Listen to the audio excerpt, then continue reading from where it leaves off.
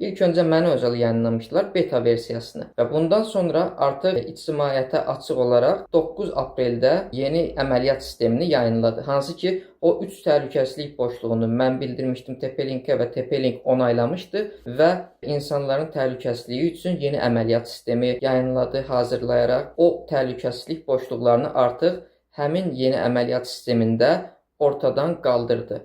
Və bu yeni yazılım yamaqlanmış bir yazılım güncəlləməsidir. Və bunu sizə bildirim ki, TP-Link mənə bu etdiyim qeyri-adi işbirliyinə görə, yaptığım təhlükəsizlik boşluqlarına görə mənə rəsmi təşəkkür məktubu göndərdi. Və bu təşəkkür məktubunu normalda hər adama göndərmirlər. Təşəkkür məktubunu əldə etmək üçün bəzən bir çox təhlükəsizlik boşluğunu tapmalısan və bu bir istisna kimi mənə göndərildi. Bildiyiniz kimi dünyada bir çox yerdə Archer C20 V5 modemi istifadə edilir və ölkəmizdə də bir çox ailənin evində Archer C20 V5 TP-Link modemi istifadə edilir. Və mən bu boşluqların ortadan qaldırılmasında aktiv iştirak etdiyimə görə artıq TP-Link yeni yazılım yamasını yayınlayıb.